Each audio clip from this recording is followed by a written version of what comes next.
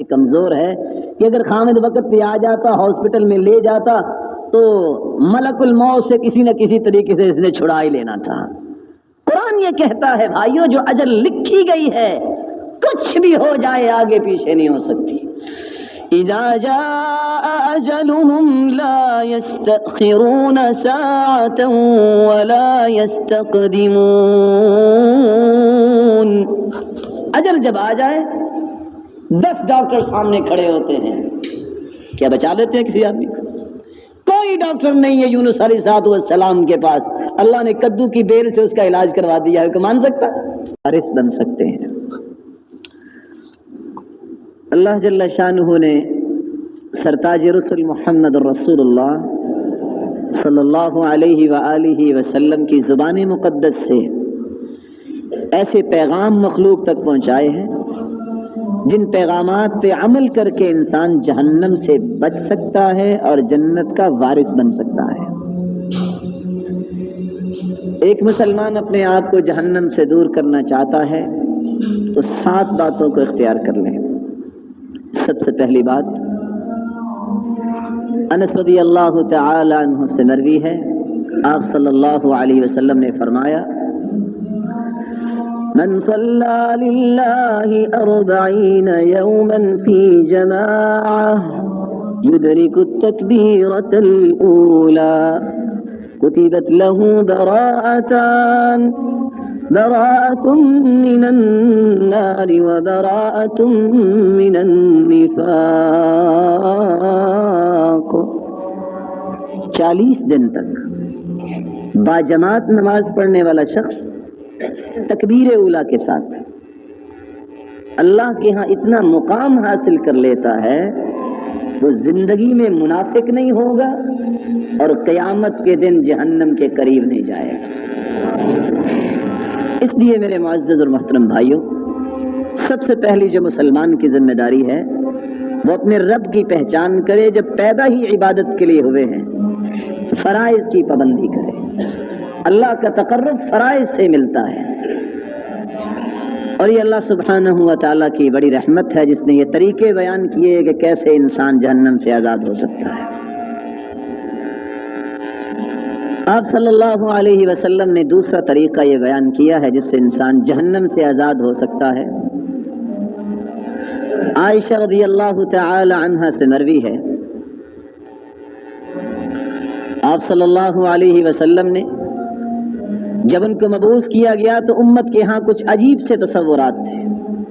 عورت کو بہت برا سمجھا جاتا، بیٹیوں سے نفرت کی جاتی، بلکہ قرآن مجید تو یہ بتلاتا ہے وَإِذَا بُشِّرَ أَحَدُهُمْ بِالْأُنثىٰ ظَلَّ وَجْهُهُ مُسْوَدًّا وَهُوَ كَظِيمٌ۔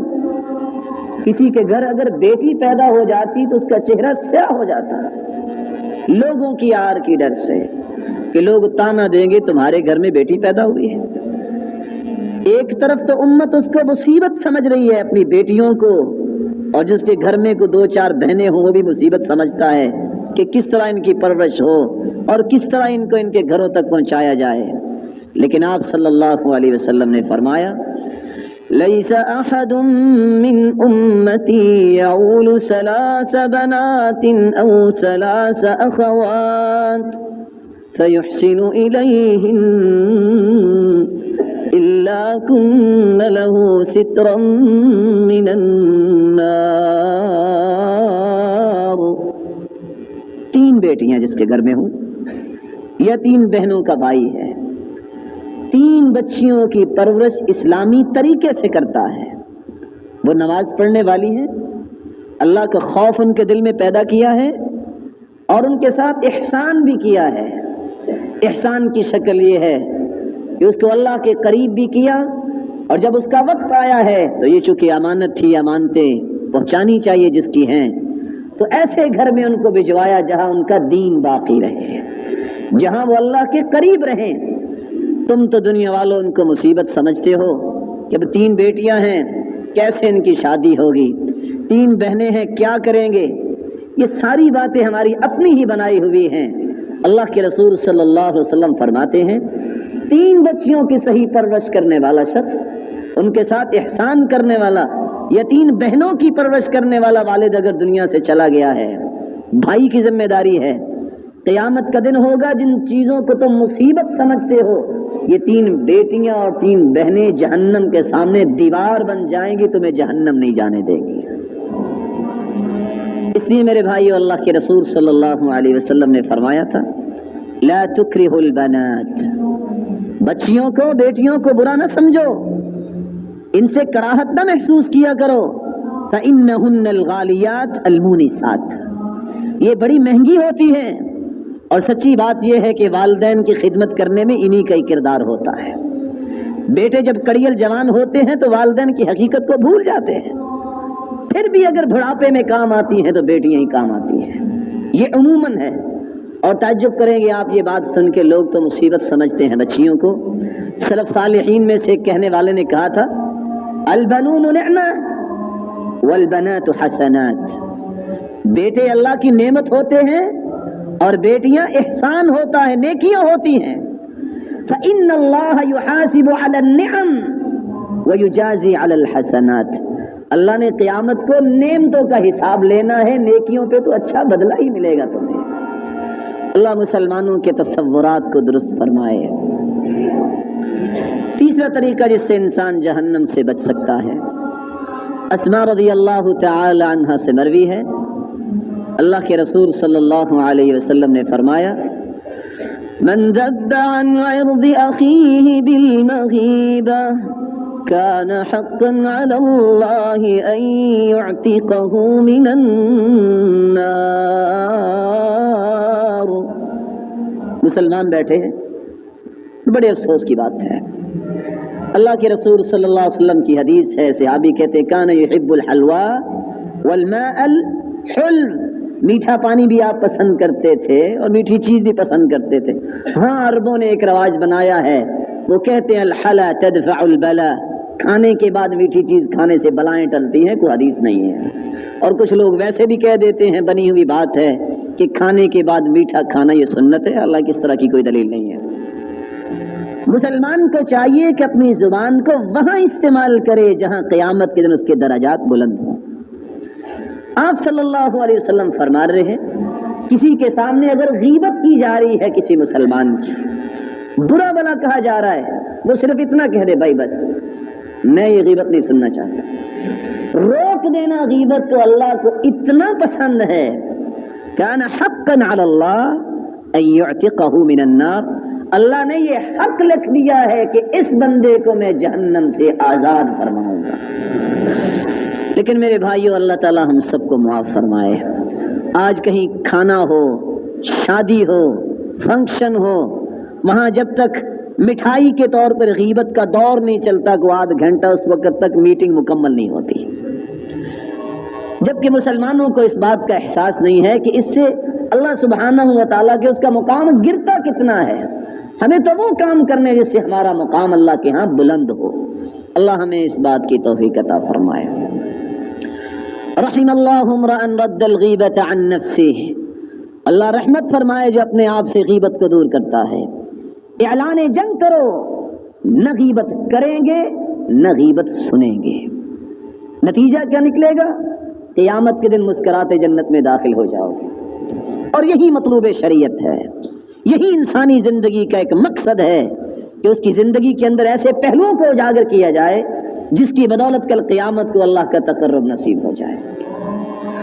چوتھا طریقہ جس سے انسان جہنم سے آزاد ہو سکتا ہے، ابو ہریرہ رضی اللہ تعالی عنہ سے مروی ہے، اللہ کے رسول صلی اللہ علیہ وسلم نے فرمایا من کان سہلا ہینا لینا حرمہ اللہ علی النار،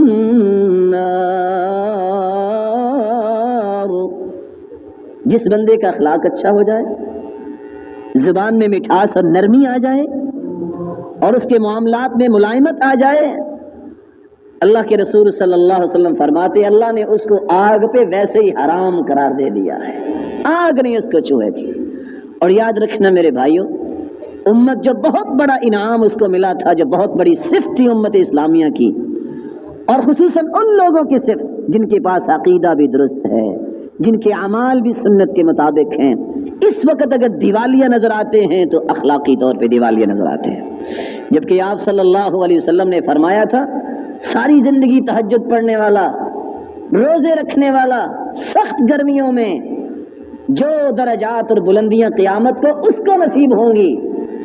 اللہ کے رسول صلی اللہ علیہ وسلم نے فرمایا جو حسن اخلاق اپنے آپ میں پیدا کرنے والا ہے اس کو یہ سارے درجات قیامت کو نصیب ہو جائیں گے۔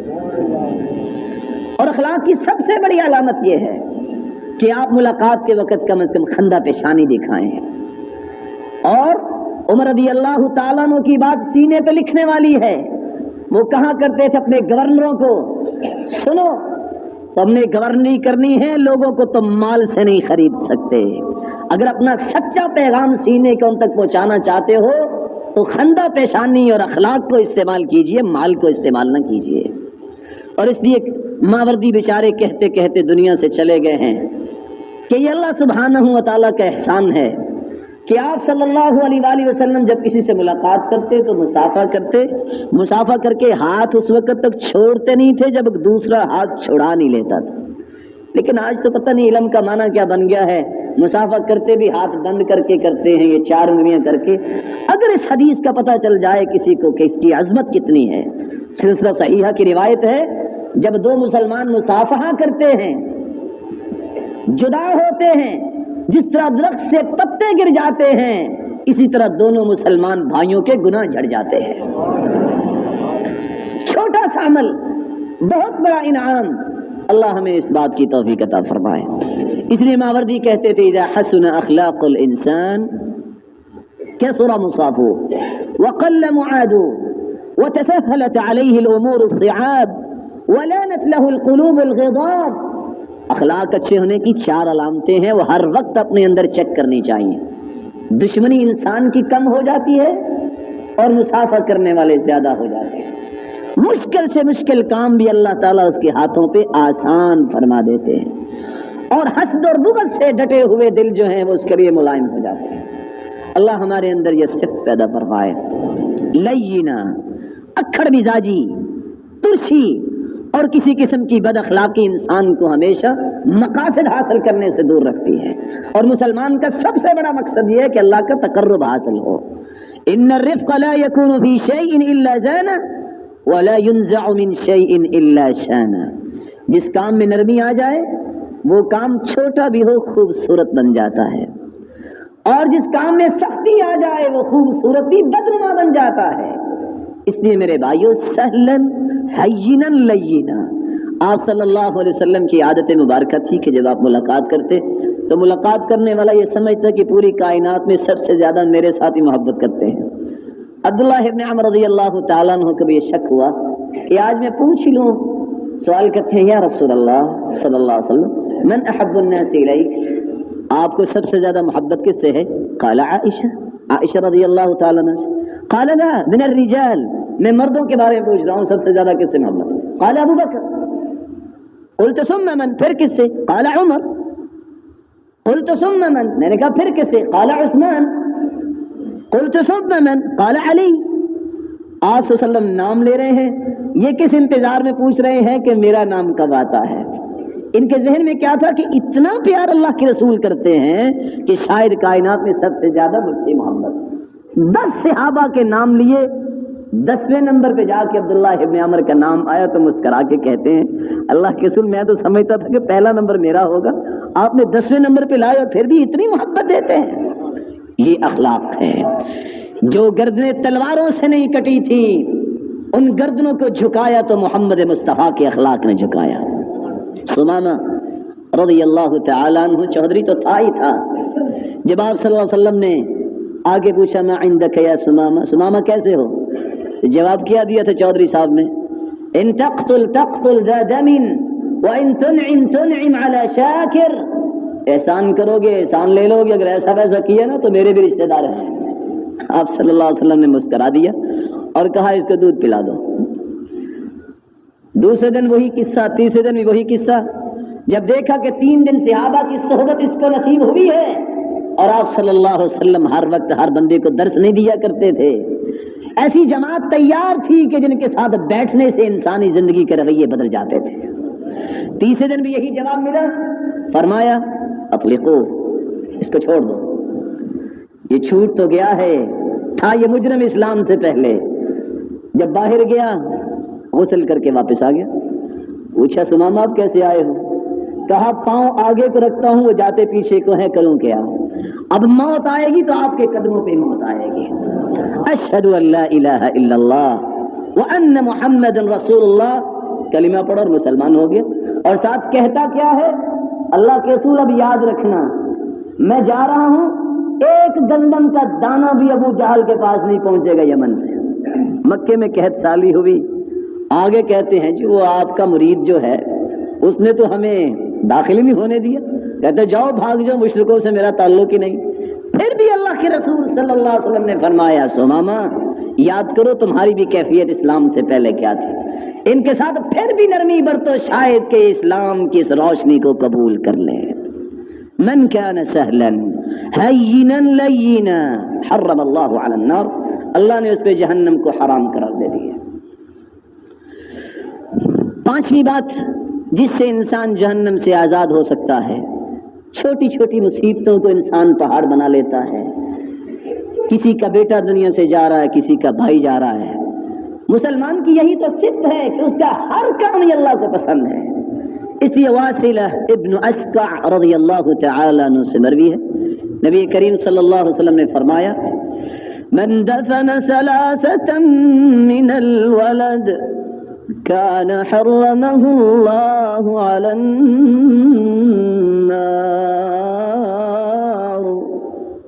3 بچے باپ کی زندگی میں اگر وہ اپنے ہاتھوں سے دفن کرتا ہے نماز پڑھنے والے سے، دکھ تو بہت ہوتا ہے. انسان کا جگر گوشہ چلا جائے غم تو بڑا آتا ہے. فرمایا یہ تم جو دفن کر کے آنسو بہا رہے ہو، کس طرح دل پہ پتھر رکھ کے اپنے اس بیٹے کو دفن کر رہے ہو. یاد رکھنا یہ غم کو معمولی غم نہیں ہے. قیامت کا دن ہوگا تم نے تو 3 بچے دفن کیے ہیں، اللہ سبحانہ و تعالیٰ نے تم پہ جہنم کو حرام قرار دے دیا ہے. اور آپ صلی اللہ علیہ وسلم نے جب یہ بات بیان کی کہ جس کے 3 بیٹے فوت ہوں عورت جو ہے قیامت کو جنت میں جائے گی. ایک عورت پوچھتی ہے وسنتین، اللہ کے رسول اگر کسی کے 2 بیٹے فوت ہوں صبر کر لے تو؟ قال وسنتین، ایک بھاگی باگی آئی، قال او واحد، قالت او واحد، اللہ کے رسول جس کا ایک ہی بیٹا فوت ہو جائے اور اس پہ صبر کر لے تو؟ کہا جو ایک بیٹے پہ بھی حقیقی صبر کر لے گی اس کے لیے بھی جنت کی ضمانت ہے. اور صبر بھی ام سلیم جیسا ہو. آج یہ صبر تو مردوں میں نہیں ملتا، یہ میں عورت کی بات کر رہا ہوں. صحیح بخاری کھولیے. بیٹا بیمار ہے، خامن کام پہ جا رہا ہے، بیٹے نے داعیے اجل کو لبیک کہہ دیا، فوت ہو گئے. اس اکیلی عورت نے نہ واویلا کیا ہے، نہ نوحہ کیا ہے، نہ اس نے اپنا گریبان چاک کیا ہے، نہ اپنے بالوں کو نوچا ہے، نہ اپنے منہ پہ اپنے ہاتھ کو مارا ہے جو اس وقت معاشرے میں موجود ہے. خود ہی اس کو نہلایا، خود ہی کفنایا، وحنطتہ، اور خود ہی خوشبو لگا کے گھر کے کونے میں ان کو لٹا دیا. خامن واپس آیا، پوچھا کیف ہے ابنی، بیٹا کیسا ہے؟ قالت اہدی ما کان، پہلے سے سکون میں ہے. کیونکہ اب وہ کس کے پاس جا چکا ہے؟ تو جو اللہ کے پاس چلا جائے وہ سکون میں ہی ہوتا ہے. شرط یہ ہے کہ اس نے اللہ کو راضی دنیا میں کیا ہوا. خامن گھر میں بیٹھا، کھانا لے کے آئی.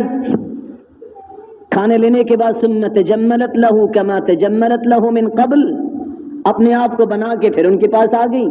کچھ مدت گزرنے کے بعد سوال کرتی ہیں لو ان قوما استعاروا شيئا، اگر کوئی قوم کوئی ادھار چیز دے دے اور کچھ مدت کے بعد کہے کہ جو تم نے ادھار لی تھی واپس کرو، اور جنہوں نے ادھار لیا ہوا تھا وہ کہیں ہم نہیں واپس کرتے، قال بئس ما قالوا، بڑے برے لوگ ہیں.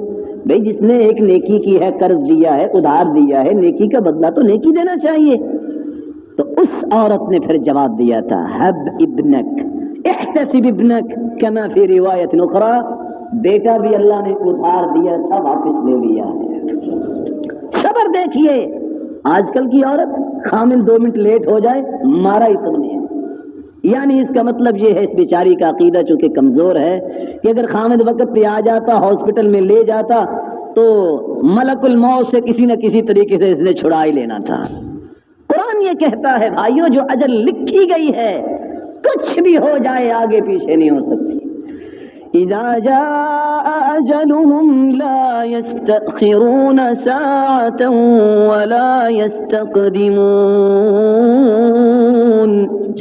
اجل جب آ جائے 10 ڈاکٹر سامنے کھڑے ہوتے ہیں، کیا بچا لیتے ہیں کسی آدمی؟ کوئی ڈاکٹر نہیں ہے یونس علیہ السلام کے پاس. اللہ نے کدو کی بیل سے اس کا علاج کروا دیا ہے، کوئی مان سکتا؟ وہ ہے ڈاکٹر؟ اور مچھلی جیسی گرم چیز کے پیٹ سے نکلا ہے کتنی مدت کے بعد، اور حالت کیا ہے جب سمندر کے باہر رکھا ہے. تو اللہ نے علاج ڈاکٹروں سے تو نہیں کروایا، کدو کی بیل سے ہی کروا دیا ہے، کیونکہ وہ مسبب الاسباب ہے.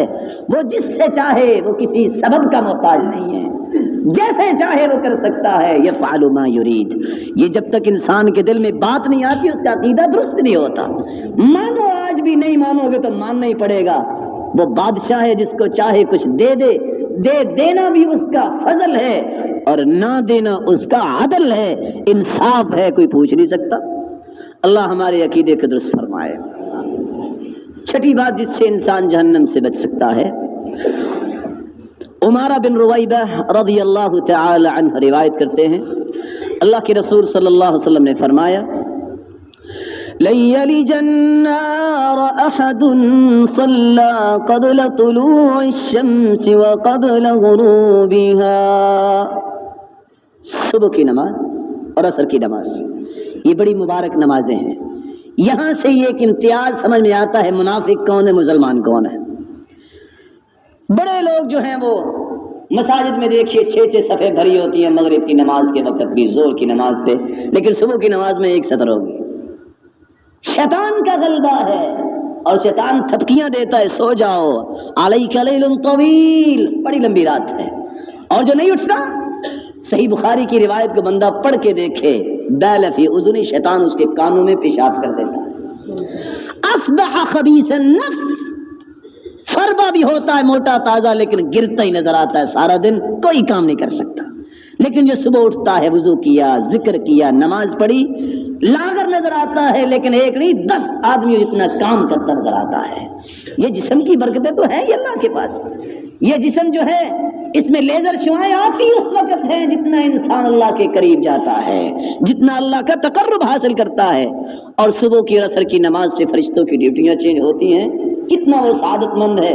فرشتے جب واپس جاتے ہیں تو اللہ سبحانہ و تعالیٰ پوچھتے ہیں بتاؤ تم نے میرے بندوں کو کیسا پایا؟ کہتے اتیناہم وہم یصلون وترکناہم وہم یصلون. اللہ کیا بتائیں، جب گئے تھے تب بھی نماز میں ہی کھڑے تھے، اب واپس آئے تب بھی نماز میں ہی کھڑے تھے. اللہ ایسی گواہیاں ہمارے لیے بھی نصیب فرمائے. 7ویں اور آخری بات جس سے انسان جہنم سے آزاد ہو سکتا ہے، اور اس بات کو بھی آج مسلمان بھول گئے. عائشہ رضی اللہ تعالی عنہ فرماتی ہے: ما خالط قلب امرئ مسلم رهج في سبيل الله الا حرم الله على النار. بندہ گھر سے نکلا ہے یہ نیت لے کے میں نے فلاں کو نماز کی دعوت دی. اب کون سے روڈ بنے ہوئے، آخر تو گرد انسان کی جوتی پہ پڑی جاتی ہے نا، آخر تو انسان کے کپڑوں پہ گرد پڑتی ہے نا. یہ گرد بچانے کے لیے ہم روڈ بناتے ہیں. شریعت کہتی ہے اللہ کی راہ میں صرف خیر خواہی کے لیے جو نکلتا ہے، کسی بھولے ہوئے کو جنت کی راہ دکھا دیتا ہے، میدان دعوت میں نکلتا ہے یا میدان جہاد میں نکلتا ہے، اللہ سبحانہ و تعالیٰ نے ان پہ ویسی جہنم کو حرام قرار دے دیا ہے. یہ گرد کو معمولی گرد نہیں ہے، یہ اس نے انبیاء کے وراثت کو سمجھا ہے اور میدان عمل میں نکلا ہے. کاروان دعوت میں شمولیت کرنا کو معمولی بات ہے. جتنی بڑی انسانیت جو ہے وہ فوت ہوتی ہے، شخصیت فوت ہوتی ہے، اس کی وراثت بھی اتنی بڑی ہوتی ہے. اس طرح آپ صلی اللہ علیہ وسلم جو سرتاج رسل تھے، سب سے بڑی وراثت ان کی کیا ہے؟ یہ دین کی دعوت ہے. یہ وراثت جس کو مل جائے اس سے بڑا بھی کوئی سعادت مند ہے. اللہ ہمیں بھی اس بات کو سمجھنے کی توفیق عطا فرمائے. لیکن تعجب کی بات ہے، انسان موٹر سائیکل پہ جا رہا ہے، گاڑی پہ جا رہا ہے، سائیکل پہ جا رہا ہے، بلی کا بچہ آگے آ جائے بریک لگا دیتا ہے. گاڑی پہ جاتا بلی کے بچے اور کتی کے بچے کو بچانے کے لیے گاڑی لگ جاتی ہے. موٹر سائیکل کا ایکسیڈنٹ ہو جاتا ہے کہ یہ جان ضائع نہ ہو جائے. بھلا بتاؤ، اپنا رشتہ دار، اپنا بھائی، بیٹی، بہن، والدہ اور دوست یا اپنے محلے اور کوچے اور شہر کے رہنے والے، ان کی قیمت بلی کے بچے جتنی بھی نہیں ہے کہ ان کو نماز کی ہم دعوت ہی نہیں دیتے۔ وہ بیچارہ اگر اسی حالت میں بغیر نماز پڑھے فوت ہو گیا، کہاں جائے گا؟ جہنم میں جائے گا اگر توبہ نہیں کی۔ اور شوکانی کی بات یاد رکھنا جو فتح القدیر میں لکھ گئے ہیں، ایک نماز جو جان بوجھ کے چھوڑتا ہے 6500 سال جہنم میں جلنا پڑے گا۔ اس لیے میرے بھائیوں، آج کے اس مجلس میں عزم کرو کہ اللہ کی رحمت سے جتنی ہمیں اللہ نے بصیرت دی ہے، ہم اپنے بھائیوں کو جہنم کے راستے سے ہٹا کے جنت کے راستے میں ڈالنے کی پوری کریں، کیا کریں گے انشاءاللہ۔ نماز پڑھا، سلام پھیرنے کو ادھر جا رہا ہے کو ادھر جا رہا ہے، نہیں، نماز پڑھنے کے بعد بیٹھ جاؤ۔ جب تک بیٹھے رہو گے ذکر کرتے رہو گے، باتیں نہ کرو، کسی کو تنگ نہ کرو، بے وضو نہیں انسان ہوتا۔ صحیح بخاری کی روایت ہے، والملائکۃ یصلون علی احدکم ما دام فی مجلسہ الذی صلی فیہ، اپنی جگہ پہ بیٹھ کے ذکر کرنے والا شخص، اس کے لیے آسمان سے فرشتے نازل ہوتے ہیں۔ پتہ کتنے؟ دوسری روایت کو ملایا جائے ساتھ تو معنی نہیں نکلتا، یہ ذکر کر رہا ہے اور ذکر کی مجلس کو اٹینڈ کرنے کے جو فرشتے آتے ہیں، حتی یملأ ما بین السماء والارض، زمین و آسمان کا خلا فرشتوں سے بھر جاتا ہے۔ اور کرتے کیا فرشتے آ کر؟ یہ بندہ ذکر کر رہا ہے سبحان اللہ، الحمدللہ، اللہ اکبر، اور فرشتے بھی ہاتھ اٹھا کے دعا کر رہے ہیں، اللہم اغفر لہ، اللہم ارحمہ، اللہم تب علیہ، اللہ اس کو معاف بھی فرما دے، اس پہ رحمت کی برکھا بھی برسا دے اور اس کی توبہ بھی قبول فرما لے۔ ایک نماز پڑھنے والا اگر تینوں دعائیں فرشتوں کی لے لے، بتاؤ اس سے بڑا کوئی کامیاب دنیا میں ہے؟ جس کے سارے گناہ معاف ہو جائیں، رحمت اللہ کی نازل ہو جائے اور اس کی توبہ قبول ہو جائے۔ اس لیے فرمایا جو فرض نماز کے بعد آیت الکرسی پڑھ لیتا ہے، اس کے اور جہنم کے درمیان ایک ہی پردہ حائل ہے موت کا، جس دن فوت ہوگا سیدھا جنت میں جائے گا۔ اللہ ہمیں اس بات کی توفیق عطا فرمائے۔ ویسے اگر آپ زحمت محسوس نہ فرمائیں تو میرا جی چاہتا ہے کہ یہ پہلو پاکستان میں بہت کمزور ہے، تو امید ہے کہ انشاءاللہ آپ کو پابندی کیا کریں گے، کچھ بھی ہو جائے ہم نے ذکر کر کے اٹھنا ہے۔ کون کون ساتھی اس بات کا وعدہ کرتا ہے؟ ساری دنیا کے کام اللہ نہیں کرنے ہیں، زیادہ سے زیادہ 5 منٹ لگتے ہیں، ذکر پورا کر کے پھر اٹھ کے جائیں۔ اللہ آپ کو برکتوں سے نوازے۔ دوسرا طریقہ جس سے انسان جنت میں داخل ہو سکتا ہے، آج گریجویشن کرتے وقت انسان ایڈیمز یاد کرتا ہے، سیمینر ورڈ یاد کرتا ہے اور پتہ نہیں کتنی کتنی سمریاں یاد کرتا ہے، لیکن اللہ کے رسول صلی اللہ علیہ وسلم نے کیا فرمایا؟ ان للہ 99 اسما 100 الا واحدا من احصاها دخل الجنہ۔ ہر بندے کو اللہ سے پیار ہے، اور یہ پیار کوئی معمولی پیار نہیں ہے، اصل محبت یہ ہے، ہم تو کرتے ہیں، وہ ہمارا خالق ہے۔ محبت تو یہ ہے کہ خالق کہے مجھے اپنی اس مخلوق سے محبت ہے، یہ اصل مقام ہے۔ 99 اللہ کے نام جو یاد کر لیتا ہے، ان کے معنی سمجھ لیتا ہے اور ان ناموں کے ساتھ اللہ کو پکارتا ہے، 99 نام کتنے کو مشکل ہے، اور ان ناموں کو یاد کرنے والے کو قیامت کے دن اللہ سبحانہ و تعالی جنت میں داخلہ فرمائیں گے۔ اللہ ہمیں ان کو یاد کرنے کی توفیق عطا فرمائے۔ تیسری بات جس سے انسان جنت میں داخل ہو سکتا ہے، آپ صلی اللہ علیہ وسلم نے فرمایا، انس رضی اللہ تعالی عنہ سے مروی ہے، ان سورۃ من القرآن ما هي الا 30 آیہ شفعت لصاحبها وفي رواية أخرى خاصمت عن صاحبها حتى أدخلته الجنة۔ سورۃ الملک 30 آیتیں ہیں اس کی، رات کو سوتے وقت جو انسان پڑھ لیتا ہے، هي المانعة من عذاب القبر، قبر کی عذاب سے بھی بچ جائے گا، اور قیامت کے دن سفارش یہ کرے گی سورت، اتنی سفارش کے جھگڑا کرے گی جب تک جنت میں داخل نہیں ہو جاتا اس وقت تک سفارش چھوڑے گی نہیں۔ اور مسلمان کو یہ اندازہ ہی نہیں ہے، آج 15 ہزار روپے دے کے گن مین رکھتے ہیں، پتہ چلتا ہے گن مین سفایا کر گیا، گن مین رکھتے ہیں وہ سویا ہی رہتا ہے اور سفایا ہو جاتا ہے، اور بس اوقات اس کی جان بھی چلی جاتی ہے، کام پھر بھی نہیں بنتا۔ جو ذکر کر کے باوضو ہو کے آرام کرتا ہے، ما من عبد يصوم يوما الا بعد الله بذلك اليوم، روزہ رکھنے والا، اس پر بھی اللہ کا بڑا انعام ہے، ما من عبد یبیت علی ذکر طاہرا، باوضو ہو کہ اب تو گرمیاں بھی آ رہی ہیں کہ مشکل بھی نہیں ہوگا، بلکہ میں تو کہتا ہوں سردیوں میں بھی مشکل نہیں، اللہ نے نعمتیں دی ہیں، ہاٹ بھی ہے اور کولڈ دونوں سسٹم کمروں میں موجود ہیں کہ نہیں ہے؟ کوئی مشکل نہیں ہے وضو کرنا، وضو کر کے اور ذکر کر کے سورۃ الملک پڑھ کے سو جائیے. الا بات معه ملک فی شعاری، اللہ کی طرف سے نگران آسمان سے آئے گا، دنیاوی نہیں سیٹیں پھونکنے والا، وہ نگران نہیں جس نے کبھی نماز نہیں پڑھی، وہ نگران جو اللہ کا فرشتہ ہوگا، وہ رات گزارے گا تمہارے بستر میں، رات گزارے گا. بڑے سے بڑا بھی ایک گن مین ہو نا، کوئی بیڈ روم میں نہیں اس کو داخل کرتا، کہتے ہیں اس کو پتہ نہ چل جائے یہی چوری کرے گا، لیکن اللہ کی طرف سے بھیجا ہوا نگران بستر میں رات گزارتا ہے. لا ينقلب ساعة من الليل الا قال اللهم اغفر لعبدك فانه بات طاهرا. یہ بندہ تو کروٹیں بدل رہا ہے، اس کو تو پتہ ہی نہیں ہے میں کہاں پڑا ہوں، سو گیا. فرشتہ ساری رات نگرانی بھی کرتا ہے. کبھی آپ نے سنا ہوگا فلاں شخص نے کہا رات میں اٹھا تو باہر ایک آدمی کھڑا تھا، میں بھاگ کے گن لینے گیا تو وہ غائب ہو گیا. وہ کچھ اور ہوگا، منٹ میں غائب ہو گیا سفید کپڑوں والا. وہ اللہ کی طرف سے فرشتے ہیں جو تمہارے گھروں کی نگرانی کرتے ہیں.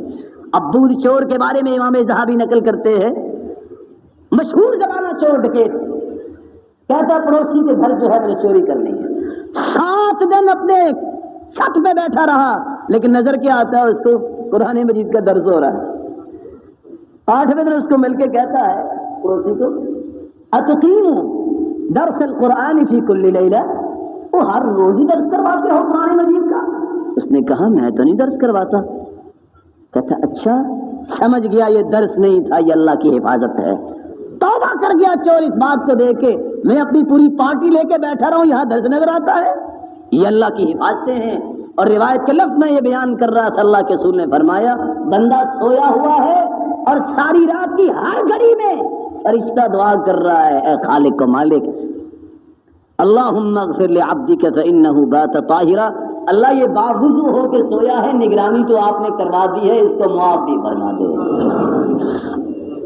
کیوں جی مشکل کام تو نہیں ہے جی، تو آج انشاءاللہ باوضو ہو کے سویا کریں گے. میں صرف بات یاد کروانے کے لیے اور عمل کے لیے تشجیع دلانے کے لیے آپ کو ذرا تھوڑا سا حرکت دیتا ہوں، وگرنہ آپ کو زحمت دینا مجھے اچھا نہیں لگتا. انشاءاللہ کیا کریں گے نا مجھے. کون کون ساتھی؟ اللہ آپ کو برکتوں سے نوازے. چوتھی بات جس سے انسان جنت میں داخل ہو سکتا ہے، ثوبان رضی اللہ تعالیٰ عنہ سے مروی ہے، اللہ کے رسول صلی اللہ علیہ وسلم نے فرمایا من مات وهو بريء من الكبر والغلول والدين دخل الجنة. موت ہر ایک کو آنی ہے، لیکن مرنے سے پہلے اپنا محاسبہ کر لو. تکبر تو نہیں ہے دل میں؟ اور تکبر جب صحابہ کے سامنے بیان کیا گیا کہ جس کے سینے میں تکبر ہوگا وہ تو جنت میں نہیں جائے گا. فرمایا اللہ کے رسول ہر بندہ چاہتا ہے جوتی اچھی ہو، لباس اچھا ہو. فرمایا یہ تو تکبر ہے ہی نہیں. ان اللہ جمیل یحب الجمال، اللہ جمیل بھی ہے، جمال کو پسند کرتا ہے. ان اللہ یحب ان یرا اثر نعمته علی عبدی، اللہ نے جو نعمتیں دے رکھی ہیں اللہ تو پسند کرتے ہیں کہ ان نعمتوں کا اظہار ہو. الکبر بطر الحق وغمط الناس، تکبر تو یہ ہے کہ حق بات کو ٹھکرا دینا اور لوگوں کو حقیر سمجھنا. حق بات کیا ہے؟ اللہ کا قرآن ہے. حق بات کیا ہے؟ محمد مصطفیٰ کا فرمان ہے. دو چیزوں کو ٹھکرا دینا یہ تکبر ہے، اور لوگوں کو سمجھنا کہ یہ تو حقیر ہے، میری تو شان بڑی ہے. نہیں میرے بھائیوں، شان جو ہے وہ اللہ کے ہاں ہے، دنیا میں کسی کی بڑی شان نہیں ہے. اور یہ ساری کی ساری باتیں بنی ہوئی ہیں. وَجَعَلْنَاكُمْ شُعُوبًا وَقَبَائِلَ لِتَعَارَفُوا، یہ قبیلے یہ سارے کے سارے تعارف کے لیے ہیں. یہ راجپوت ہے، یہ فلاں ہے، یہ فلاں ہے، کچھ پتہ نہیں. اور مجھے وہ بات یاد آ رہی ہے جس کو آپ سمجھیں گے کہ اللہ تعالیٰ نے ان بتوں کو کیسے پاش کیا ہے. مدینے والوں کو قحط سالی پہنچی، سارے کے سارے نکلے دعا کے لیے. بڑے بڑے خاندان تھے اور بنو ہاشم کے بقایا جات تھے. بارش نہیں آئی. محمد بن منقدر بیان کرتے ہیں وہ شخص جوتیاں بنانے والا جس کو آج ہم سکور سمجھتے ہوئے، حقیر سمجھتے ہوئے موچی کہتے ہیں، شاید کہ جتنے ہم بیٹھے ہیں وہ ہم سب سے افضل ہیں. اس نے دیکھا کہ بارش نہیں آئی، قام کھڑا ہو گیا، فتوضا وضو کیا، فاحسن وضوءا بڑا پیارا وضو کیا، ثم صلی رکعتین 2 رکعتیں پڑھی، پھر اپنے ہاتھوں کو اٹھائے، ثم تربع پھر بیٹھ گیا، آسمان کی طرف نظر اٹھا کے کہتا ہے ربا ربا انی اقسم علیک، اے خالق و مالک، اے پورے جہان کے پالنہار، میں تجھ پہ قسم ڈالتا ہوں مسلمانوں کو بارش کی ضرورت ہے، بارش دے دے۔ محمد بن منقدر فرماتے ہیں سارے مدینے والے واپس چلے گئے گھروں کو، بارش نہیں ہوئی۔ یہ جوتیاں بنانے والا شخص دعا کرتا ہے ہاتھ ابھی نیچے نہیں آئے، پہلے بارش نیچے آ چکی تھی۔ مسلمانوں، یہ بات اللہ کے ہاں تقوی کی بنیاد ہے، خاندانی بات نہیں ہے۔ وگرنہ ابو جہل کون تھا؟ قریشی تھا۔ قریشیوں کو نصیب نہیں ہوا اپنے سردار کا منہ دیکھ لے۔ صحابہ اکرام نے مار مار کے حقارت سے ٹھوکریں کلیب بدر کے کنویں میں ٹکڑے ٹکڑے کر کے پھینک دیا۔ کہاں گئی قریشی خاندانی؟ خاندان وہ اچھا ہے اللہ کے ہاں جس کے اندر اللہ کا خوف ہے۔ اللہ ہمیں اپنا خوف نصیب فرمائے۔ جو شخص فوت ہو جائے، نہ اس کے دل میں تکبر ہو، نہ وہ فراڈیا ہو، اور نہ اس پہ قرض ہو، یہ بندہ مرتا جائے گا، اللہ کے رسول فرماتے ہیں جنت میں چلا جائے گا۔ پانچویں بات جس سے انسان جنت میں جا سکتا ہے، اور یہ بڑی آسان چیز ہے لیکن کیا کہا جائے، امت اس وقت بیچاری پتہ نہیں ان کو کیا ہو گیا ہے، اس گواہیوں سے بھی ڈرتے ہیں۔ کون سی گواہی؟ من شہد ان لا الہ الا اللہ وحدہ لا شریک لہ وأن محمدا عبده ورسوله وأن عيسى عبد الله ورسوله وكلمته ألقاها إلى مريم وروح منه والجنة حق والنار حق أدخله الله من أي أبواب الجنة الثمانية شاء۔ 5 گواہیاں تم دے دو، دل سے گواہی دو کہ عبادت و ریاضت کا حقدار کون ہے؟ اللہ ہے۔ یہ کیا ہوا؟ نماز اللہ کے لیے، پکار کسی اور کے سامنے۔ گواہی دو زبان سے بھی اور دل سے بھی۔ عبادت ہے، ریاضت ہے، نظر و نیاز ہے، قربانی ہے، توکل ہے، انابت ہے، رجوع ہے، خوف ہے، سب کے لائق کون ہے؟ ایک اللہ ہے۔ معمولی سا بھی فرق آ گیا، زندگی بھی برباد، تہجد بھی برباد۔ کیونکہ اللہ سبحانہ و تعالیٰ کی ذات کا کوئی ثانی ہے؟ اللہ کی صفات جیسی کسی کی صفات ہیں؟ لیکن گواہی دینے کے بعد بھی پتہ اس وقت چلتا ہے 4 ولٹوئے دودھ کے فلاں قبر پہ جا رہے ہیں، یہ توحید نہیں ہے، شرک ہے۔ اور یاد کرو اس قصے کو، جب ایک مکھی مار کے قبر والے کے لیے اس نے قربانی کی تھی، کہا یہ جہنم میں چلا گیا ہے۔ مکھی کی کیا قیمت ہے؟ اور 4 ولٹوئے دودھ کی اس کی قیمت ہی کوئی نہیں ہے۔ اس لیے فرمایا من ذبح لغیر اللہ فقد اشرک، جو اللہ کے علاوہ کسی اور کے نام کی قربانی کرتا وہ تو ہے مشرک۔ دوسری گواہی، اس وقت اس مہینے میں مسلمانوں کو اللہ ہدایت دے، اس گواہی کی مخالفت کرتے نظر آتے ہیں۔ گواہی دو سرتاج رسول محمد الرسول اللہ صلی اللہ علیہ وسلم، نہ اس جیسی ہستی اللہ نے آدم سے لے کے پیدا کی ہے، نہ قیامت تک پیدا ہو سکے گی۔ وہ سرتاج رسول ہے لیکن اللہ کے بندے ہیں، سچے رسول ہیں۔ لیکن کیا ہوتا ہے، نہ جانے مسلمانوں کو کیا ہو گیا ہے۔ قرآن ہی کھول کے دیکھ لیں، اللہ سبحانہ و تعالیٰ اس بات میں تعریف کرتے ہیں کہ یہ میرا بندہ ہے۔ میں آپ سے پوچھتا ہوں، خاکیوں نوریوں کا مقابلہ ہوا، نام بتانے پہ جیتا کون تھا؟ خاکی جیتے تھے کہ نہیں؟ اور سجدہ بھی کروایا تو نوریوں کو کروایا کہ خاکیوں کو؟ آدم کو سجدہ کیا جبریل جیسے، رئیس الملائکہ نے بھی۔ بتاؤ جس کو سجدہ کیا جاتا ہے وہ افضل ہوتا ہے کہ سجدہ کرنے والا؟ لیکن کسی کو پتہ ہی نہیں۔ اللہ کے بندے ہیں۔ وقالت اليہود عزیر ابن اللہ، یہودی کہیں عزیر اللہ کا بیٹا ہے، اللہ کا حصہ ہے، کافر۔ وقالت النصارى المسیح ابن اللہ، عیسائی کہے عیسیٰ اللہ کا بیٹا ہے، وہ بھی کافر۔ قاتلہم اللہ انا یؤفکون، ان کے ٹکڑے ہو، یہ کیا کہتے ہیں؟ برا اللہ کا بھی بیٹا ہو سکتا ہے؟ اگر مومن کہہ دے کہ اللہ کے رسول نبی نور من نور اللہ ہے، اللہ کا حصہ ہے، کیا بنے گا؟ اتنی بڑی گالی ہے اللہ کے ساجی بنانا۔ تکاد السماوات یتفطرن منہ وتنشق الارض وتخر الجبال حدا، آسمان پھٹ جائے، زمین شک ہو جائے، پہاڑ ریزہ ریزہ ہو جائیں، اگر کوئی یہ کہہ دے کہ اللہ کا بھی کوئی حصہ ہے، لیکن مسلمان کو سمجھ نہیں آتی. لیکن اصل بات یہ ہے قرآن و سنت سے جب مسلمان دور ہوتا ہے تو پھر اس کی ذلت ہوتی ہے.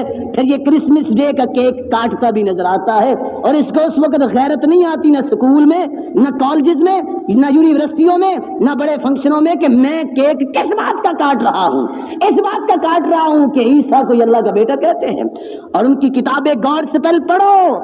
یہ متی، یہ مرقس، یہ یوحنا، یہ لوکا، یہ چاروں کتابیں کھولو. کیا لکھتے ہیں عیسائی؟ کہ یوسف النجار کی دوستی مریم سے ہوئی، جس کے نتیجے میں عیسیٰ پیدا ہوا. جو تمہارے نبی کو حلال کی اولاد نہیں سمجھتا.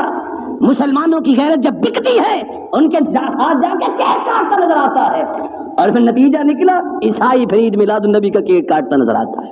کیونکہ تم نے ساتھ دیا ہے تو انہوں نے بھی ساتھ دینا ہے نا. اللہ کے رسول نے کب یہ کیک کاٹا تھا؟ اصل بات یہ ہے 4 دیواریں ہیں مسلمانوں، سمجھو. ان 4 دیواروں کو گرانے کے لیے لوگ کوشش کرتے ہیں. سب سے پہلی دیوار اسلام کی. کبھی قرآن کہاں سے نازل ہوا؟ تھوڑی سی میں آپ کو زحمت دینا چاہوں گا. کہاں سے نازل ہوا؟ وحی کے بغیر اسلام کا کوئی تصور ہے جی؟ وہ کیا کہتے ہیں؟ اللہ کے رسول عالم الغیب ہیں. جو عالم الغیب ہو اس کو وحی کی ضرورت ہوتی ہے؟ قرآن کیا کہتا ہے؟ قل لا يعلم من في السماوات والأرض الغيب إلا الله. اے پیارے پیغمبر اپنی زبان مقدس سے فرما دو کہ زمین و آسمان کے بارے میں غیب کی خبریں کس کے پاس ہیں؟ قرآن کی بات مانے یا کس کی مانے؟ اصل کہنا کیا چاہتے ہیں جو کہتے ہیں عالم الغیب؟ کیونکہ عالم الغیب کو وحی کی ضرورت نہیں ہوتی. کہنا یہ چاہتے ہیں عالم الغیب مانا ہے وحی ختم، کوئی وحی کی ہمیں ضرورت نہیں. تم سمجھتے نہیں وہ کیا کہنا چاہتے ہیں. اور بتاؤ سب سے پہلے یہ وحی عملی طور پہ دنیا کو دکھائی تو کس نے؟ آپ صلی اللہ علیہ وسلم نے دکھائی نا، اور آپ صلی اللہ علیہ وسلم کے ماننے والوں نے دکھائی نا. اور کیا کہتے ہیں؟ اصل میں اللہ کے رسول جو ہے نا یہ نور ہے. میں آپ سے سوال کرتا ہوں جبریل کے کتنے بیٹے ہیں؟ آپ کو پتہ نہیں؟ آپ تو ماشاءاللہ بڑے قیمتی مسلمان. تو جی میکائیل کے کتنے بیٹے ہیں؟ کیوں؟ وہ جبریل کے 600 پر ہیں تو ایک بیٹا بھی اس کا نہیں ہے. تو جی اسرافیل کے کتنی بیٹیاں اور بیٹے ہیں؟ سارے چپ بیٹے ہیں، کسی کو نہیں پتہ. نورانی مخلوق کے بیٹے نہیں ہوتے، نورانی مخلوق کی اولاد نہیں ہوتی. جو یہ کہتا ہے نبی نور ہے، مقصد کیا ہے؟ خاندان نبوت ختم. کہاں سے آئی ہے فاطمہ رضی اللہ تعالیٰ؟ وہ جنت کی شہزادیوں کی بھی شہزادی ہے. یہ رقیہ کہاں سے آئی؟ ام کلثوم کہاں سے آئی ہے؟ وہ خاندان نبوت کا انکار کرنا چاہتے ہیں. کیونکہ قرآن کہتا ہے وَلَوْ جَعَلْنَاهُ مَلَكًا لَجَعَلْنَاهُ رَجُلًا وَلَلَبَسْنَا عَلَيْهِمْ مَا يَلْبِسُونَ. اگر ہم نے فرشتوں سے نبی اتارنا ہوتا تو اس کو بھی انسانی شکل دیتے، کیونکہ فرشتے کی ہیبت انسان برداشت کر سکتا. جبریل بھی پھر آیا کرتا تھا تو دہیہ بن خلیفہ کلبی کی شکل میں آیا کرتا تھا وہی لے کر. یہ 2 دیواریں ہیں. اور بتائیں سب سے پہلا نیکی کا معاشرہ کہاں قائم ہوا؟ مدینہ میں ہوا. اور کہاں سے اللہ کے رسول نے ہجرت کی کہ نہیں؟ وہ غار ثور میں کہتے ہیں کہ ابوبکر صدیق رضی اللہ تعالیٰ عنہ ساتھ تھے، کہتے ہیں نا. وہ کہتے ہیں قرآن میں بھی کوئی اس کا قصہ آیا ہے، صحیح بخاری میں باقاعدہ ایک لمبی روایت ہے جو کہتے ہیں کہ اللہ کے رسول حاضر ناظر ہے. وہ کہنا کیا چاہتے ہیں؟ ہجرت ختم اور دین کے لیے محنت کرنا ختم. کیونکہ جو حاضر ناظر ہوتا ہے مکے میں بھی ہے، مدینے میں بھی ہے، کوئی ہجرت کی ضرورت ہے؟ آپ بات سمجھ رہے ہیں؟ یہ دیواریں گراتے ہیں. اس لیے میرے بھائیوں ان باتوں کو سمجھو اور پیار سے، اخلاق سے، احترام سے بھائیوں کو سمجھاؤ. مسلمانوں قرآن کو سمجھو. قرآن نے کیا کہا ہے؟ میں آپ سے پوچھتا ہوں سبحان الذی اسری بنورہ. وہ حافظ بیٹھا ہوا ہے، کیا لفظ ہے؟ بیابدی ہے کہ سبحان الذی اسری بعبدہ لیلا من المسجد الحرام الى المسجد الاقصى. جبریل براق لے کے آئے ہیں، فضاؤں اور ہواؤں میں تیرتے ہوئے آئے ہیں. ساتھ براق کس کے لیے آئی ہے؟ پیغمبر رسول کے لیے، سرتاج رسول کے لیے. اگر آپ صلی اللہ علیہ وسلم بھی نوری ہوتے تو یہ بھی اڑنا تھا نا. جس طرح جبریل آئے ہیں یہ بھی تو جا سکتے تھے نا. لیکن اللہ سبحانہ جی براق کا جو صحیح بخاری میں لفظ آئے ہیں براق لے کے آئے، گھوڑے کی شکل کی تھی. تو وہ خاکیوں نوریوں کے سرتاج کے لیے آئی تھی کہ ویسے ہی آئی تھی؟ اصل بات یہ ہے کہ قرآن کی بات کو ماننا نہیں چاہتے، یہ اصل تکبر ہے۔ حق بات کو ٹھکرانا یہ تکبر ہے۔ اور جہاں اللہ نے چیلنج کیا ہے کہ تم مانتے کیوں نہیں ہو قرآن کو، وَإِن كُنتُمْ فِي رَيْبٍ مِّمَّا نَزَّلْنَا عَلَىٰ نُورِنَا، اگر تمہیں شک ہے جو ہم نے نازل کیا ہے عَلَىٰ عَبْدِنَا، ہمارے پیارے بندے پہ ہم نے جو نازل کیا، فَأْتُوا بِسُورَةٍ مِّن مِّثْلِهِ، کو ایک صورت ہی بنا لاؤ۔ وہاں بھی عبد کا لفظ آیا۔ ابو جہل جو سب سے بڑا دشمن تھا، اس کی بات بھی قرآن بیان کرتا ہے تو کیا کہتا ہے؟ أَرَأَيْتَ الَّذِي يَنْهَى عَبْدًا إِذَا صَلَّى، وہ کہتا تھا نا یہ نماز پڑھنے لگے گا نا مسلمانوں کا جو بڑا ہے، جو سرتاج رسول ہے محمد رسول اللہ، میں اس کی گردن پہ نعوذ باللہ پاؤں رکھوں گا۔ آگے بڑھا، پیچھے گر گیا۔ ساتھیوں نے پوچھا کیا ہوا؟ کہتا ہے کچھ نہ پوچھو، اتنی آگ اور اتنی ہولناکی میں نے زندگی میں نے دیکھی۔ اور اللہ کے رسول فرماتے ہیں اگر قریب آ جاتا نا لَاخْتَطَفَتْهُ الْمَلَائِكَةُ عُضْوًا عُضْوًا، تو فرشتے اس کی بوٹی بوٹی کر دیتے۔ یہ سمجھتا کیا ہے؟ یہ اللہ کی حفاظت تھی محمد مصطفیٰ کو۔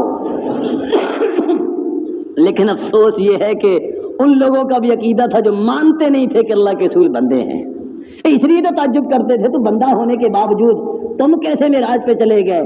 لیکن اللہ کے رسول صلی اللہ علیہ وسلم سرتاج رسول ہیں، یہ اللہ نے معجزات عطا فرمائے تھے۔ یہی تو اشکال تھا، اگر وہ نور ہوتے تو اشکال کو بنتا تھا جی وہ ٹھیک ہے فرشتہ ہے یہ ہمارے خاندان میں تو ٹھیک ہے، ہمیں کوئی اعتراض نہیں ہے۔ چوتھی دیوار کیسے گرتی ہے؟ اس وقت آپ کو اور مجھے کس بات کی امید ہے؟ قیامت کو اللہ کے رسول کی شفاعت ملے گی۔ تو جی ملے گی کہ نہیں ملے گی؟ جب ہم اللہ کے رسول کا کہاں مانیں گے؟ یہ کیا کہتے ہیں بھائی جو بھول جاتے ہیں، کہتے ہیں اللہ کے رسول تو مختار کل ہے۔ جو مختار کل ہوتا ہے اس کو کسی سے مشورہ کرنے کی ضرورت ہوتی ہے؟ کوئی سفارش کرنے کی ضرورت ہوتی ہے؟ تو مختار کل ہے، سارے اختیار اس کے پاس۔ مانا یہ ہے کہ قیامت کے دن شفاعت نبی ختم۔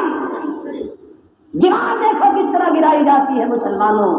اس لیے ان 5 گواہیوں کو سمجھو۔ جو گواہی دیتا ہے کہ اللہ کے علاوہ کوئی عبادت کے لائق نہیں، محمد مصطفیٰ اللہ کے سچے رسول اور اس کے بندے ہیں، عیسیٰ بھی اللہ کے رسول اور اس کے بندے ہیں، جنت بھی حق ہے، جہنم بھی حق ہے، قیامت کے دن 8 دروازے جنت کے کھل جائیں گے، حکم ہوگا جس مرضی دروازے سے جنت میں چلے جاؤ۔ اللہ ہمیں ان باتوں کو عملاً ثابت کرنے کی توفیق عطا فرمائے۔ وما علی الا البلاغ واشهد ان محمدا عبده ورسوله الداعي الى رضوانه اما بعد۔ میرے معزز اور محترم بھائیوں، 7 باتیں جس سے انسان جہنم سے آزاد ہو جاتا ہے وہ آپ نے سنی، اور 5 باتیں جس سے انسان جنت میں داخل ہو جاتا ہے وہ آپ نے سنی۔ ہم 2 باتیں بیان کر کے بات کو ختم کرتے ہیں۔ 6ٹھی بات جس سے انسان جنت میں جا سکتا ہے، سہل بن سعد رضی اللہ تعالیٰ عنہ سے مروی ہے، من يضمن لي ما بين لحييه وما بين رجليه اضمن له الجنة۔ مسلمانوں، ایک زبان کی اور ایک شرمگاہ کی ضمانت دے دو کہ اس کو ناجائز استعمال نہیں کریں گے۔ تم اس بات کی گارنٹی دے دو، اللہ کے رسول فرماتے ہیں میں جنت کی گارنٹی دیتا ہوں۔ اور اقسم ابن صیفی صحیح بخاری کے راویوں میں سے ہیں، وہ فرمایا کرتے تھے جو زبان کو کنٹرول کر لیتا ہے 4000 گناہوں سے بچ جاتا ہے۔ اور دیکھیں اللہ تعالیٰ نے اس زبان کو کس انداز سے رکھا ہے۔ کان 2 بنائے ہیں، زبان 1 ہے۔ مطلب کیا ہے؟ سننا زیادہ چاہیے، بولنا کم چاہیے۔ اور بولنے کے لیے اللہ تعالیٰ نے 32 تالے لگائے ہیں، اور مین گیٹ باہر ہونٹوں کی شکل میں لگائے ہیں کہ یہ احتیاط سے ہی باہر نکلے، کیونکہ اس سے نکلی بات جو ہے انسان کو بڑی دور تک لے جاتی ہے۔ المقال يتضح بالمثال، کوئی بات مثال سے صحیح واضح ہوتی ہے۔ میں اس زبان کی خطورت کے بارے میں، اس کی خطرناکی ہولناکی کے بارے میں ایک چھوٹا سا قصہ بیان کروں گا، جو ایک حقیقی قصہ ریاض میں ہوا۔ شیخ عبد الرحمن العریفی حفظہ اللہ، جو اس وقت بہت بڑے رائی ہیں سعودیہ کو، بیان کرتے ہیں کہ میں جیل میں درس دینے گیا، میں نے دیکھا ایک 25 سالہ نوجوان جس کی داڑھی بھی ہے، وقد ظہر علیہ مخایر الشرافہ، شرافت اس پہ مجھے نظر آ رہی ہے، وہ بیٹھا ہوا۔ میں نے ساتھ جو زنزان تھا، جو ساتھی تھا وہ جیلر، اس کو میں نے کہا نا قصہ تو اس کا کیا مسئلہ ہے؟ یہ شخص داڑھی اس نے رکھی ہے اور نیک شخص نظر آ رہا ہے، اس کو کیا ہوا؟ ارے یا شیخ تخیل الذبح زوجته، آپ جانتے ہیں اس کا کیا ہے؟ تصور کر سکتے ہیں یہ اپنی بیوی کی گردن کاٹ کے جیل میں آیا۔ قلت ولما، وہ کیوں؟ ثم حكى قصته، پھر اس کا قصہ بیان کیا کہ دفتر میں اکٹھے کام کرتے تھے، ساتھیوں نے کہا 3 مہینے اس کی شادی کو ہوئے، تھوڑا سا مذاق کریں۔ جب وہ آیا گھر سے کہتے ہیں ماشاء اللہ علیک اشتریت سیارہ سودا، کالی گاڑی اب خرید لی ہے پہلی بیچ کے؟ کہتے لا واللہ ما اشتریت، میں نے تو نہیں خریدی۔ کہتے نہیں آپ کے دروازے کے سامنے گاڑی کھڑی تھی اور ایک عورت اندر سے آئی، اس پہ بیٹھ کے وہ چلی گئی۔ اس نے خیر آئی جائی بات کر، 2 دن گزرنے کے بعد پھر کہتے ہیں ہاں اشتریت سیارہ بیضا، اب وہ کالی گاڑی بھی بیچ کے سفید لے لیے؟ کہا واللہ ما اشتریت ولا بعت، نہ میں نے خریدی نہ میں نے بیچی۔ کہتے ہیں آپ کے دروازے کے سامنے کھڑی تھی گاڑی، ایک مرد اور عورت اتر کے اندر گئے اور ایک اندر سے عورت ساتھ بیٹھی اور واپس چلے گئے۔ بدأ الشیطان یوسوس، شیطان اپنا کام شروع کر گیا، تانا بانا بننا شروع ہو گیا۔ مسلمان کی ذمہ داری یہ ہے ان جاءکم فاسق بنبأ فتبینوا، انویسٹیگیٹ کرو، انٹروگیٹ کرو، یہ مسلمان کی بات اور میری بیوی کے بارے میں ہے۔ نئی انویسٹیگیشن کی، 2-4 دن گزرے، وہ آئے کہتے ہیں ہاں صرت ملینئر، اب تو کروڑ پتی ہو گئے ہو، اب تم نے بڑی گاڑی لے لی ہے؟ لا واللہ اشبکم، تمہیں کیا ہے ہر روز نئی باتیں بتاتی ہے مجھے؟ کہتے ہیں ہم بتاتے ہیں، تم غور کرو، تمہارے دروازے کے سامنے بڑی گاڑی کھڑی تھی، اسی طرح بیٹھی عورتیں چلی گئی۔ غصہ رہا نہیں گیا، واپس کیا، جا کے بیوی سے پوچھتا ہے ہم اللہ رجا بک، کون آیا تھا؟ قال ولا احد، قالت ولا احد، کوئی نہیں آیا۔ قال تکذبی، جھوٹ بولتی ہو؟ قال واللہ ما اکذب، میں نہیں جھوٹ بولتی۔ ایک بار شروع ہوا جھگڑا ہوا، اس نے کہا مجھ سے شک کرتے ہو میرے گھر میں؟ پاک نمبر عورت جن ظالموں نے کھیلا اس مسلمان سے، کیا ہوا؟ بیوی اپنے گھر چلی گئی اور یہ اپنے گھر ہے۔ پھر کچھ مدت گزری، کہا وہ گاڑی جو تیرے گھر کے سامنے کھڑی ہوتی تھی اب تیرے سسرال کے گھر کے سامنے کھڑی ہوتی ہے۔ اب یہ آخری شیطانی وار تھا۔ آفس سے اس نے گاڑی سٹارٹ کی، گھر پہنچا، وہاں سے سسرال پہنچا، سسرال والے خوش ہوئے کہ اب آ گیا ہے، صبح ہو جائے گی۔ رات کو اٹھا، چھری لی اور اپنی ہی نیک بیوی اور 3 مہینے جس سے شادی اس کی گردن کاٹ دی اور اپنے آپ کو پولیس کے حوالے کر دیا کہ میں غیرت مند مسلمان ہوں۔ انویسٹیگیٹ کیا گیا، ذرہ بھی برائی نہیں تھی، ان ظالموں نے کھیل کھیلا تھا اور ایک جان کو قتل کروا دیا۔ زبان کو کنٹرول کرو، اللہ کے رسول نے فرمایا تم زبان کی گواہی دے دو، شرمگاہ کی گواہی دے دو کہ ہم کنٹرول کریں گے، میں جنت کی ضمانت دیتا ہوں۔ اللہ ہمیں اپنی زبان کو کنٹرول کرنے کی توفیق عطا فرمائے۔ 7ویں اور آخری بات، ثلاث مرات قالت الجنة اللهم ادخله الجنة، جو بندہ 3 مرتبہ یہ کہہ دے، صرف 3 مرتبہ کیا کہہ دے؟ اللہم انی اسألک الجنہ، آپ بھی کہہ دیں اللہم انی اسألک الجنہ، اللہم انی اسألک الجنہ۔ بندہ یہ 3 مرتبہ کہتا ہے، جنت بول کے کہتی ہے اللہ اس کو میرے پاس لے آ۔ ومن استجار من النار 3 مرات قالت النار اللهم اجره من النار،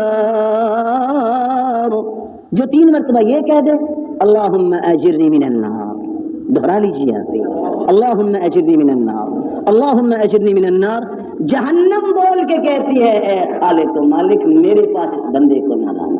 اللہ سے دعا کیجیے اللہ ہمیں جہنم سے بچائے اور جنت میں داخل فرمائے۔ جو بیمار ہیں اللہ ان کو شفائے کاملہ عاجلہ عطا فرمائے، جو کسی مصیبت میں اللہ ان کی مصیبتوں کو خوشیاں بنا دے، جو کسی تنگی میں اللہ ان کے لیے آسانیاں بنا دے، اور جو اولاد والے اللہ ان کی اولادوں کو نیک بنائے، آنکھوں کی ٹھنڈک بنائے، صدقہ جاریہ بنائے، اور جو بے اولاد ہیں خالق و مالک کے بڑے خزانے اللہ ان کی جھولیوں کو بھی بارونق بنائے۔ جس طرح آج ہم اللہ تیرے گھر میں جمع ہیں، ہم سب کو ہمارے والدین، اولادوں، اقربا سب کے ساتھ جنت الفردوس میں بھی جمع فرما۔ سبحان ربک رب العزت عما یصفون وسلام علی المرسلین والحمد للہ۔